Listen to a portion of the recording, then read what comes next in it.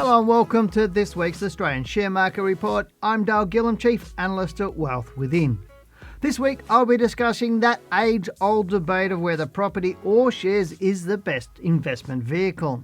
I'll also give you my views on the All Ordinaries Index and this week's stocks of interest that you've asked me to look at. Now, if you're regular to this channel, welcome back, and if you're joining us for the first time, let me extend a big welcome to you. I'm sure you'll gain some great insights and inspiration as to how you can confidently and profitably trade the stock market. And as always, if you have any topics that you want me to cover, or you just have thoughts on this week's reports, please comment below and be sure to subscribe to our channel to keep up to date. Also, before I get into the report, I want you to click that like button just below. All done? Great. So let's get into this week's report. There has always been a hot debate for when it comes to what to invest in between property and shares. This is particularly because the assets enable you to build long-term wealth. So which is the better investment vehicle, and why do we always get these conflicting answers in this debate? Depending on who you listen to, you'll often find that one investment is favoured over the other. Indeed, there is a persistent debate comparing the returns on shares with the returns on property. The confusing thing is that the results tend to vary depending on market conditions and the expert's bias. For example, it is exactly 10 years since the low in the Australian market after the fall with the GFC.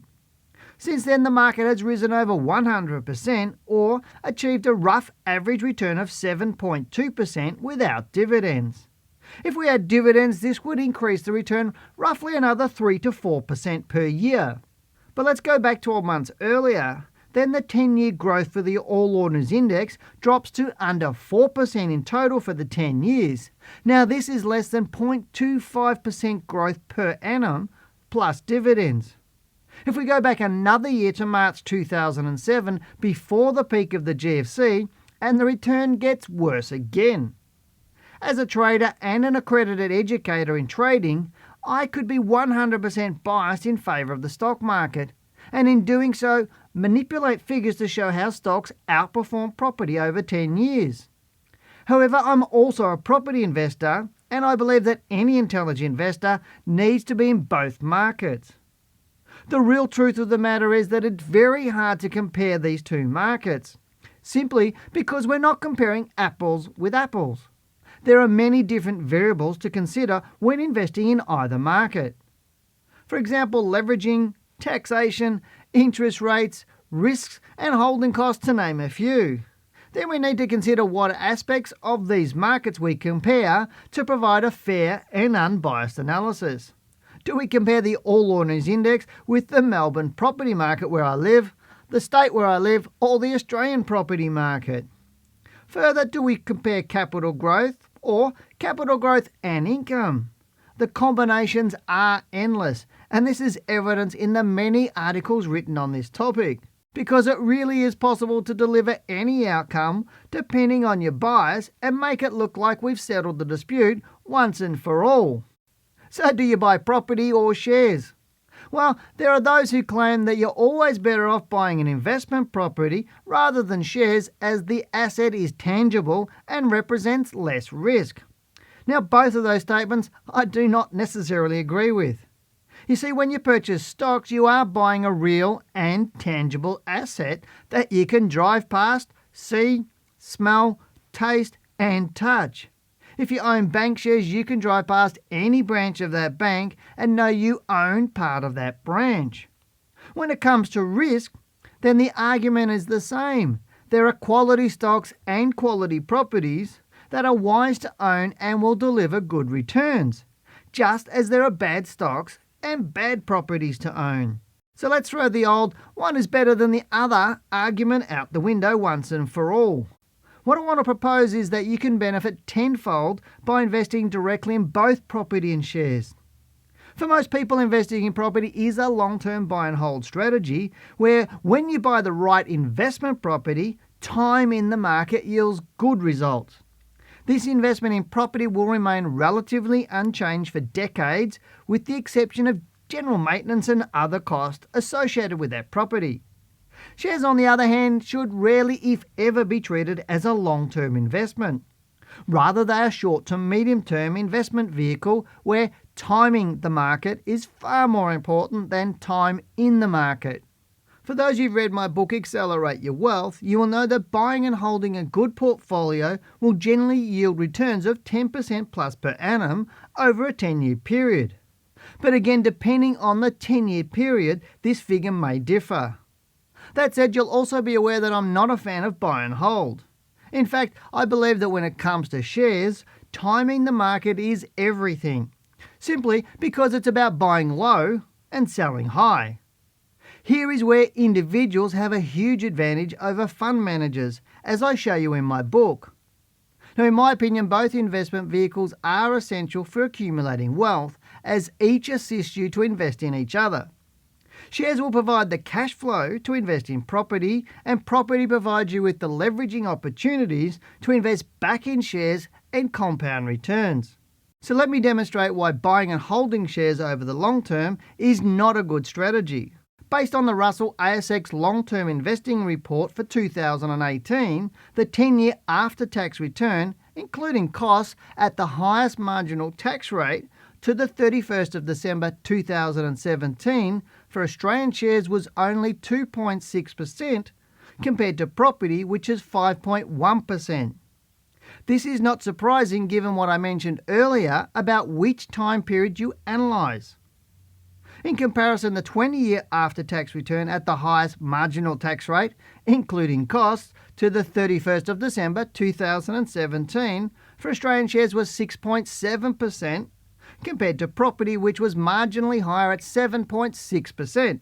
So in both of these cases, property has outperformed shares. However, both scenarios do not take into account leveraging or gearing that is normally associated with property investment.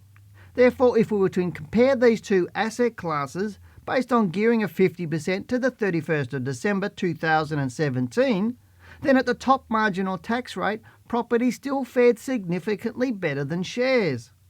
This is because the Australian market has performed poorly over the past decade. It is yet to trade above its previous all-time high from 2007. That said, in the US the story would be completely different, as property has performed poorly because of the GFC and the stock market exceptionally well in the past 10 years. Now back to Australia. If we compare the 20-year return to the 31st of December 2017, the difference between the after-tax return at the top marginal tax rate for property and shares is only marginal at 0.9%. As these examples demonstrate, buying an investment property over the long term will yield high returns if you buy in a good capital growth area. For example, houses in Melbourne, where I live, have historically grown at an annual growth rate of 8.1% over the last 25 years.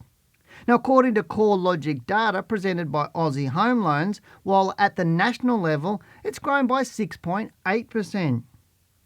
Buying and selling property over the short term, however, has generally yielded very little results due to the high transaction cost and long periods of low growth. Indeed, it's well known that property generally has strong growth for 2 to 3 years within a 10-year period, and then only increases marginally better than inflation during the other 7 years. Having now heard these results, some would argue that this supports the perennial debate that property is a better asset to invest in. But what if you can achieve returns in the stock market that are equal to or better than the returns you achieve from investing in property on a consistent basis, and so compound your returns substantially? The results show over 20 years, less than 1% separates property and shares. And this is partly why buying and holding shares over the long term is not a good strategy. The reason why most of us hear the words buy and hold, or it's time in the market that yields returns, is because the institutional funds cannot time the market. They're just too big to maneuver with any speed. So they tell us to buy and hold so they don't look bad. Anyone that's dealt with a financial advisor in regards to investing in the stock market would be familiar with the adage that you need to hold on to a portfolio for 10 years or more to yield an adequate return. In essence, this allows the investor to experience a rising market for 30 to 50% of the time to compensate for the years that the market is moving sideways or down. Now, if you don't believe me, just look at the returns on institutional funds over the past 10 years. At least 80% have underperformed.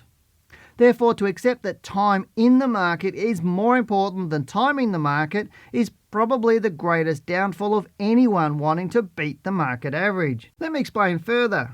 If you look at the chart of the All Ordinaries Index and the run-up from the low in November 1987 following the stock market crash to December 2002, it looks quite impressive. However, if you had adopted a buy and hold strategy during this 15-year period, your average annual compounded return would have been 5.57%. After falling briefly into 2003, the Australian market then experienced the largest bull run in history, rising from March 2003 through to the high in November 2007. If we include this period, then the compounded annual return over 20 years has only increased to 8.49%, which is not that spectacular.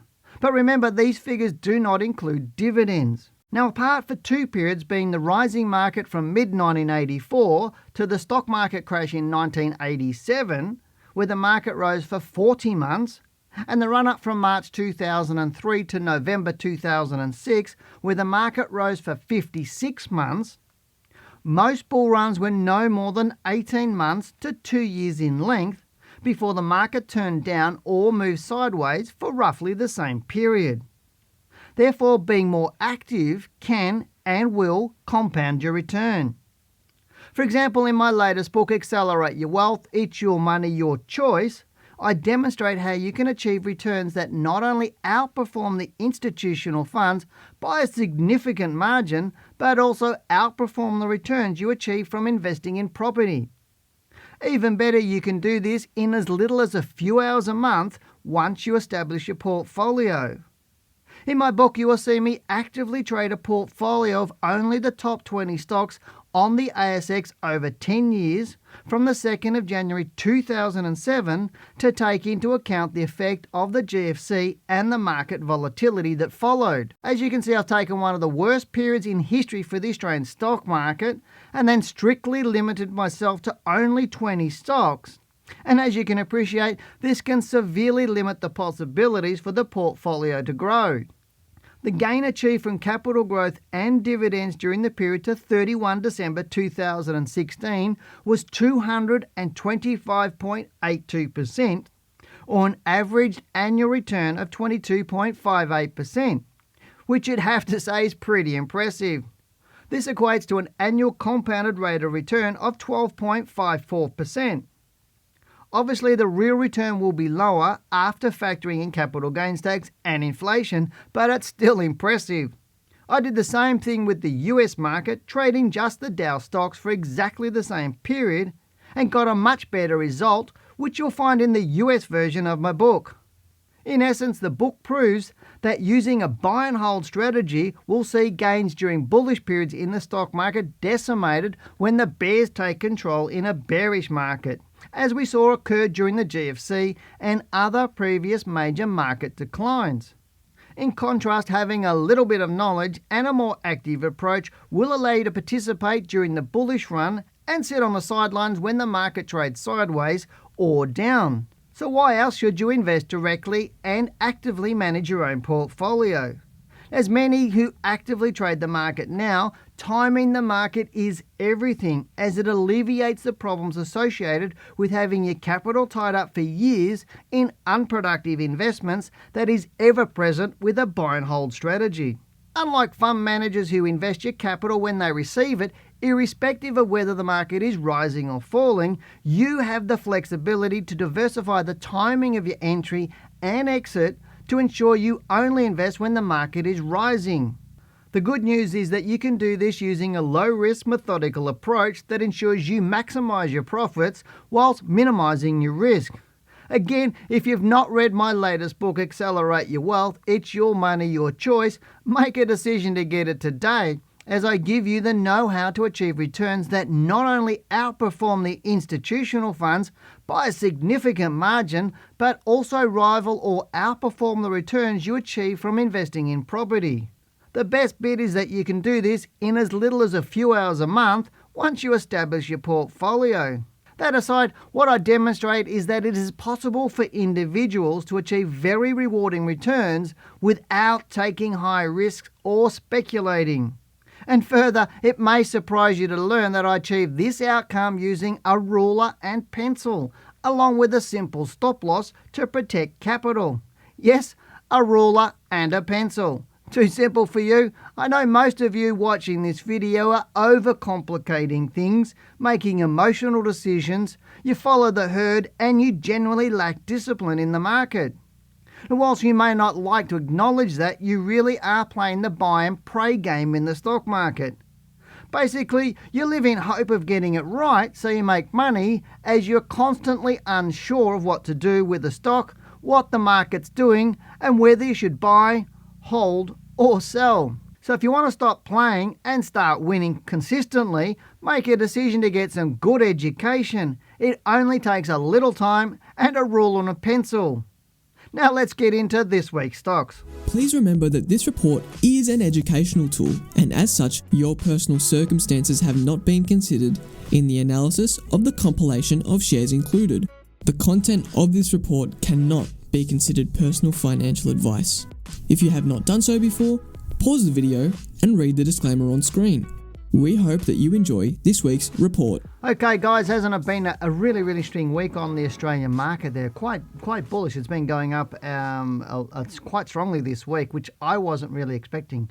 As you know, the last few weeks, 3 or 4 weeks, I've been expecting it to come down for 1 or 2 weeks, but it just continues to go up. So if we have a quick look at the chart on your screen right now, which is a weekly bar chart of the All Ordinaries Index. I've taken my work off at the point just so you can really see the bars, and you can see the low there from the 20th of December at 5478. And currently this week, now I'm recording this on the Friday the 8th of March because Monday the 11th is a public holiday, so it doesn't have Friday's data in it, so the close is going to be a little bit different to what you might be seeing early next week when you're watching this recording on Monday night or Tuesday. So currently you can see there the close is 6344, closing on its high. So, but I am expecting right now we're in a time period in the next 3 weeks, you're going to see a little more volatility. I won't explain how I know that, but there's going to be more volatility over the next 3 weeks, and I really am strongly expecting the market to be down in that period of 3 weeks. So we may see the market turn. I know the Dow's down this week. If you had a look at the Dow, it is down this week. Maybe that's a bit of a catalyst to bring our market down. But if we do look at this and we see, have a look at this run, and I put my little fancy tool on here, you can see nearly 16% rise in 1, 2, 3, 4, 5, 6, 7, 8, 9, 10 weeks. It's really rare for our market to rise so hard over such a small period of time. Not to say it doesn't rise 16% over a period of time, but it just doesn't normally over more weeks than 9 or 10 weeks. So that's the point I'm trying to make. So therefore I am expecting it to fall over, and I'll put my price retracement tool on here. And you can see here I'm still expecting it to come down to this sort of 6,000 point level. It may do a little bit less now because it has been so bullish. It may do a little bit, stay above that level. If it does, that's great for when it does move up again.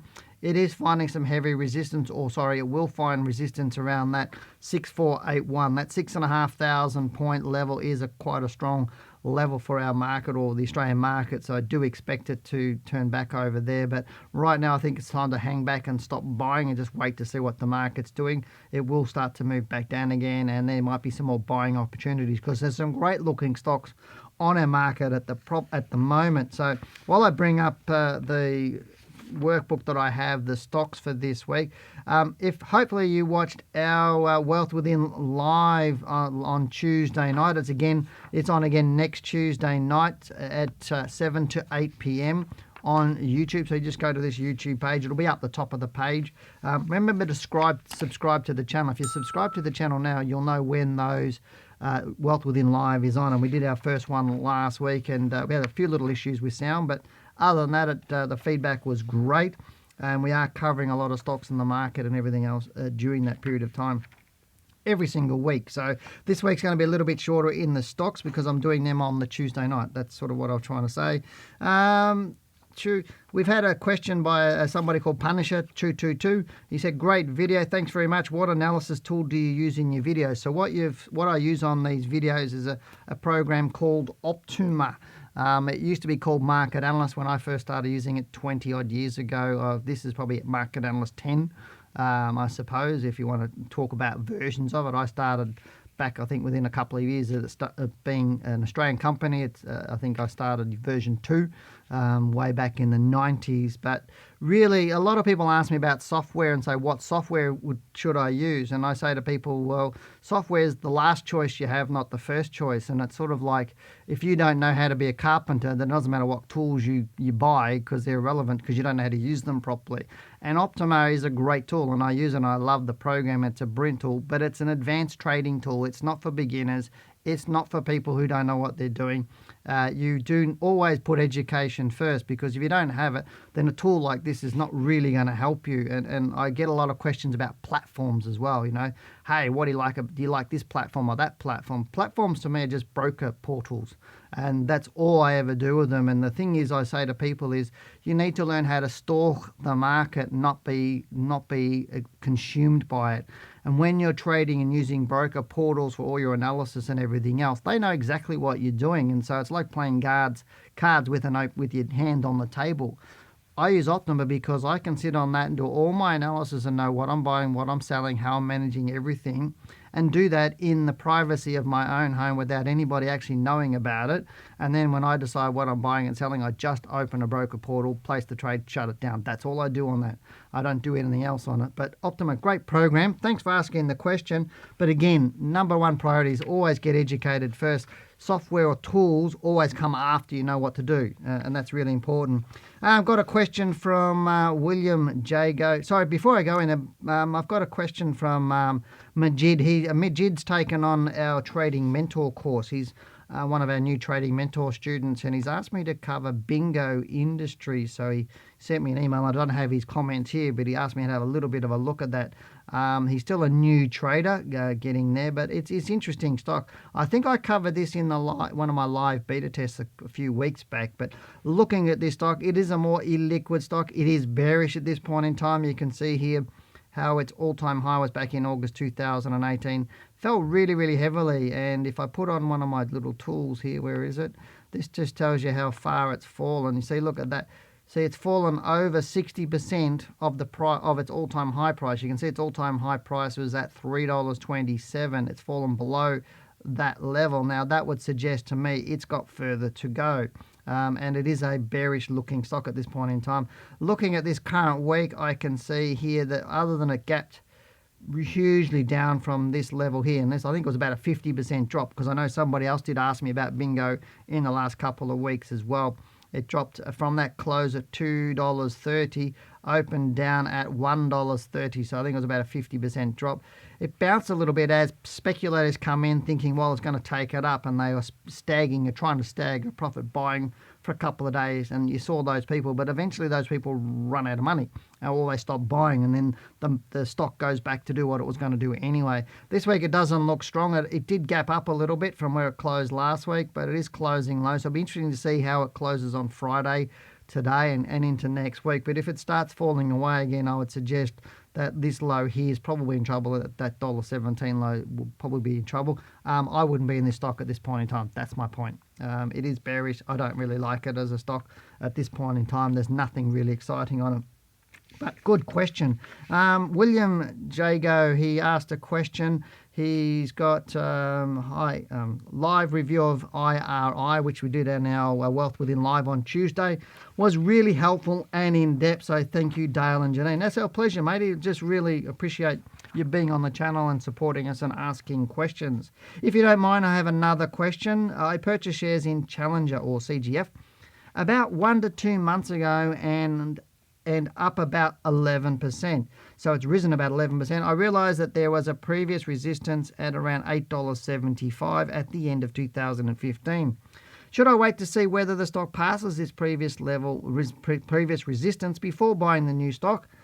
before buying new stock, as this should indicate a newfound potential uptrend. Now, looking at CGF, you're having a look at this. It don't have to be Einstein to understand this stock's falling, and that's pretty much as simple as that. You see that high there at 1442, so it's been falling since this point here back in December 2017.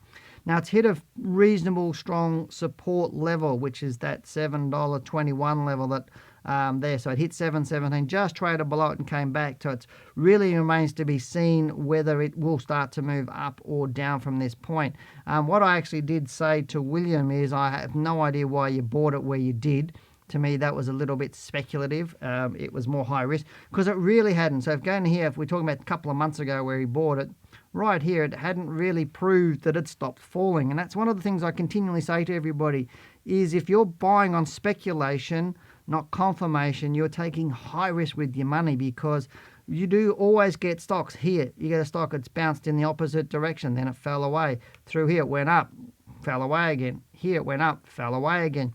So a lot of traders get in thinking something's cheap, or they've heard some news and they jump in, and you get a few of them buy, and the stock goes up for a few weeks, maybe a month, maybe 2 months, and then it goes back on the train, or the momentum train again. And the momentum of this stock currently, as it sits, I still need to assume that it's falling away, because it hasn't told me it stopped falling or confirmed that it stopped falling. This week, if we look at this week, so the first thing is, I don't know why William bought. Second thing is, obviously this week there's a lot of indecision there. It's a very small bar. It opens and closes at the same spot. If this closes lower today, it'll be interesting to see what it does, but I don't think it's going to continue to rise. So that's the second thing at this point in time. I'm not 100% sure it stopped falling, but I'm not convinced it's also rising as well. The other thing he mentioned was support at, let me get to the monthly chart back up again. He said support, I believe, in 2015 at $8.75. So if I use my little crosshair tool and put around 2015, 875. I'm trying to find 875 in 2015, and I'm not sure exactly where he's talking about support in 2015 and 875. I really don't know, and to me that's sort of a support level right through there at around 827. That's a support or resistance level. There's another sort of around right across there, as you can see across the chart. But really at this point in time, I think the rules that you've got a little bit wishy-washy. The question is should you wait to see whether it passes this resistance before buying new stock? I'm thinking you're meaning more stock, because you've already said you've bought it, so adding to your position. No, I wouldn't do that, because thing is, you need to understand you're buying into strength. Now, whilst you're being profit at that point in time and you've made some money now, that's just fantastic. But you don't add unless you know how far the stock's going to go, because you could be adding just before it falls away again. So to me, you need to understand direction and strength and how far the run's going to go before you start adding to those sorts of positions. So a little bit risky there at the moment at this point in time. But as I said, you're making money, so I can't complain about that, and I can't knock you for that. I just think you need to have better rules. And right now, there's a lot of rules that you don't know, and there's a lot of things you're not considering in your trading. So whilst you are in that learning stage, I do work with learners all the time, obviously, because that's what I do. I mentor beginners and traders and help them get to the right areas. But there's a lot of learning to have based on what you're talking here. There's a big journey for you ahead, and it's an exciting one. It's not that hard either. But thank you very much for the question. The next one I've got is Stephen Otts. He said, hi, I'm looking at AMI, Aurelia Minerals, to buy on my watch list as a growth stock. Any thoughts? Again, I really do like people to tell me why, because that doesn't tell me why. It just says I want to put it on my watch list as a growth stock. If you don't understand why you're buying things and have solid rules around that, then you're going to be taking high risk. This stock is obviously on an uptrend, so I can understand why he's looking at it. But all too often, what we see, and we talk about it all the time, and we talked about it in other reports that I've done, is amateurs buy at the top, professionals buy at the bottom. And I talked a little bit about that in my last week's report, how the uneducated buy at the top, well, they open the market where the professionals close the market, same sort of thing. Professionals buy at the bottom, amateurs buy at the top, and professionals sell at the top, and amateurs sell at the bottom. So they do everything upside down. And right now, this has been rising quite strongly. So right now, I don't know whether I'd put this on my watch list. I'd like to see a move down before I start getting exciting about this, because it really is not telling me how far it's going to go. Obviously, it's coming off an all-time low back from September 2015. So we're now over 3 years into this run, and bull runs of over 3 years are more rare. And so the more it's rising without any major pullback, the more the probability of a major pullback will happen. I'm not saying it's definitely going to happen, but I think we may see a bit of a pullback at this point in time. So just be a bit careful, Stephen. It is a growth stock, totally a growth stock. I just don't know whether I put that on my watch list now, because you could be buying at the top. That's what I was saying a little bit earlier. But great looking stock for me at the moment. If you're already in it, then stay with it. Absolutely stay with it. The next one I got is somebody new to our channel. It says, "Hi Dale, I've just subscribed." It's from Zoe, and Zoe Lee says, "Your videos are very insightful." So thanks very much, Zoe. I'm really pleased you like our videos, and welcome to the channel. We love having new people on. Just wanting to get your thoughts on A2 milk right now. There's definitely still growth potential long term, but is it too late to buy? It's soared since January. Let me know your thoughts. So let's just bring up A2 milk. Now, people know that I do like A2 milk. Bellamy's I like as well. I think Bellamy's might be a little bit of a better option. I find a lot of people look at stocks like this because they think it's going to continue to do what it used to do. So if I go and put on my little tool here, and I put the wrong tool on. Let me get rid of that one. Where is it? There it is. I just used the wrong one. So between this point and this point, you can see nearly 1,000%, which it rose between June 2006 and February 2018. So under 2 years, it rose nearly 1,000%. A lot of people will still remember that because it was very, very close in history for that. And so they're thinking, it's going to do it again. So let's jump in. It's now moving up again. I'll jump in. It'll do another 1,000%. No, that doesn't happen. What happens is now the wider market, it's moving into different sectors or indices within the All Ordinaries Index. And you're seeing the broader market there, and you're not getting that speculation. A lot of that growth's already happened in this stock, and it does happen with lots of stocks. Is the market, the professionals have got in really, really early, knowing what was going on in China, what was happening with the company, and they've already bought. So the big masses have stopped getting into this stock because it's now getting fully valued or overvalued. Mums and dads and more uneducated people are getting into it. And I'm not saying don't own this stock, because it is a good stock. It's made a new all-time high. It does look nice, but don't expect it's going to do 1,000% in the next 18 months. That's really what I'm saying. Just be careful. If you are in it, stay in it. It does look bullish. It does look like it's continuing to be bullish. Right now, as I said, I don't know how long it's going to be bullish. I'd need to do a bit more analysis on it, but nice looking stock at this point in time. And it's great that you own it, but I think there's possibly some better opportunities out there for your money. But thanks for putting those comments down, asking me questions and looking at stocks. So if you want me to look at a stock for you, please put it down below. So put comments down below. If there's subjects you want me to cover, questions you've got, put it down below, and I'll either cover it in next week's report, or we'll do it on our Wealth Within Live show, our stock market show, Tuesdays at 7 to 8 p.m. every single Tuesday. So get on the channel, subscribe to the channel right now, and as I said, you'll find out when we're doing our Wealth Within Live, and we'll remind you to do that to get on live next Tuesday. So I look forward to catching up with you then. Good luck, good trading. Talk to you next week.